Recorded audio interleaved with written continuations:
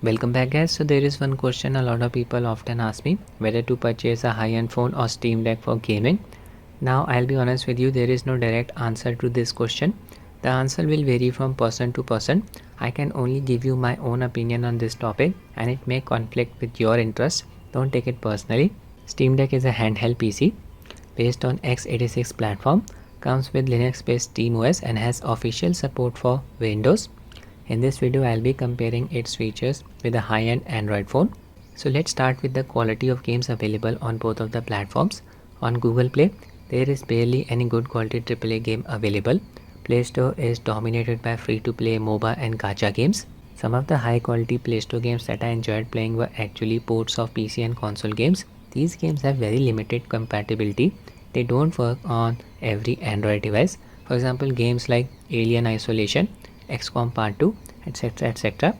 The free-to-play games are just infested with microtransactions. I'm not a fan of that. On the other hand, we have Steam Deck. Over 7,000 PC titles have been verified to run on it. The list keeps growing. Just yesterday, Cyberpunk 2077 also got verified. You can literally play most of the PC games released in the last 20 years on Steam Deck. This is a big thing. From my own personal experience, games that were marked as unsupported on Steam Deck also worked, not all of them. You can always use Windows in case you are facing compatibility issues with Linux based SteamOS. Yes, I was able to get Genshin Impact working on Steam Deck via Windows 11. Currently, I am enjoying playing Elden Ring on my Steam Deck, medium to high settings. I have capped the FPS to 30, no frame pacing issue, game is installed on an SD card. A year ago, I could have never imagined playing an open world game like Elden Ring on a handheld device. It's just an awesome experience. Now I'll be talking about the emulation scene on both of the platforms. I'll start with Android. Things are looking good for it. It has many popular emulators like Ether SS2 for PlayStation 2 system, Dolphin for GameCube and Wii systems, Citra for 3DS systems and many more emulators to cover the retro systems. It even has a legit Switch emulator called Skyline and it is getting better update by update. Yes, modern day mobile phones are that powerful to emulate even a system like Nintendo Switch. But here's the thing guys, the emulation support is much better on x86 platform as compared to ARM based platform. On PC we have emulators for popular systems like Wii U, Xbox 360 and even PlayStation 3. I have tried out all of these emulators on my Steam Deck and yes, it was able to run a lot of 3D games in a playable state. I was able to run Demon Souls at 60 FPS on Steam Deck using RPCSC PlayStation 3 emulator. Even I could not believe that. On Steam Deck, you can use an application called Emudeck to install all of the emulators and manage them from there. On Android scene, I can't see PlayStation 3 emulation happening anytime soon, even when the phones are getting more and more powerful. Moving on to performance, now it's a bit difficult to directly compare the performance of an x86 based platform with an ARM based platform, but here's the thing, when it comes to gaming, sustained performance is the key and Steam Deck has a massive advantage over mobile phones when it comes to sustained performance thanks to its dedicated cooling fan and bigger area reserved for the cooling apparatus. When running a AAA game on Steam Deck, its GPU usage gets maxed out. You can literally play the game for hours by connecting the charger. This is not possible on a mobile phone. It's going to heat up a lot when its GPU usage gets maxed out 15 to 20 minutes before it starts to throttle. I am from India guys and during the summer season, temperature here is around 40 degrees Celsius. The phone is not going to last even for 5 minutes. Heat up so much, throttle hard and in the worst case scenario end up damaging itself.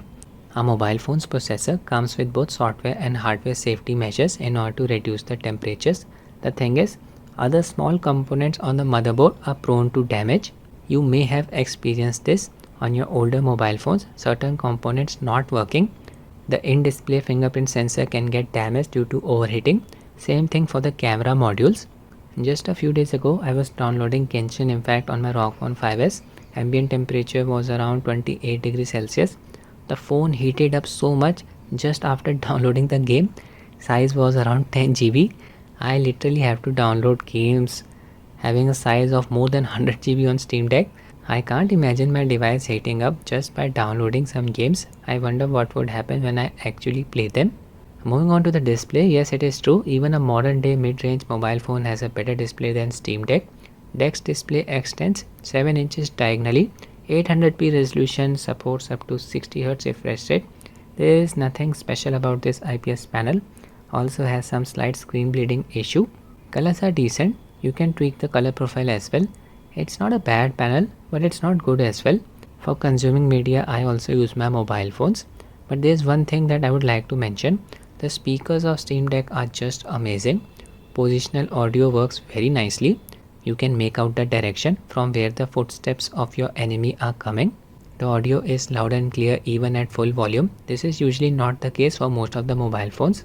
Moving on to the battery life. Now this is a bit tricky. A lot of people say that SteamDeck does not have a good battery life. This is not true. The thing is, its maximum power draw is capped at 25 watts. At such a high load, its battery is going to last for about 90 to 100 minutes. The thing is, you can always drop the in-game settings, drop the resolution to less than 800p, then use FSR to upscale it and cap the FPS to 30. You can also reduce the TDP value of the APU. Its max value is 15 watts, rest of the 10 watts are reserved for the other components. Keep lowering the TDP value until you find the sweet spot where the game runs in a stable manner. Same thing can be done for the GPU clock speed. Its value can be set manually.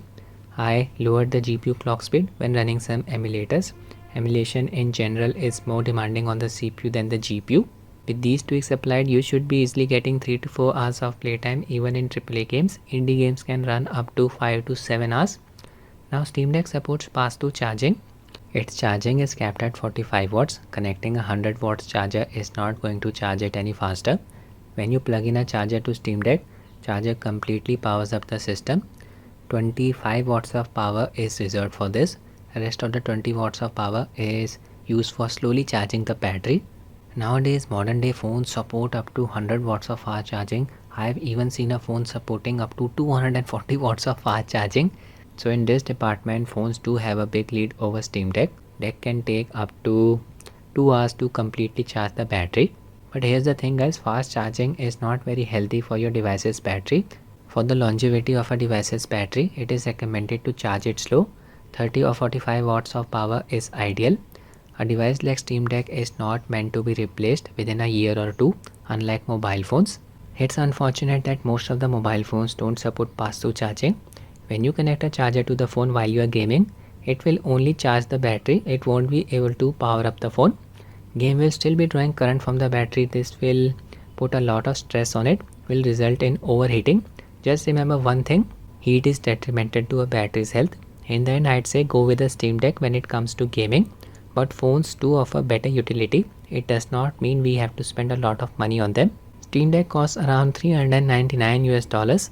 In India, you can get it for around rupees 42,000 from MX2 Games online. Even less than that from an offline grey market.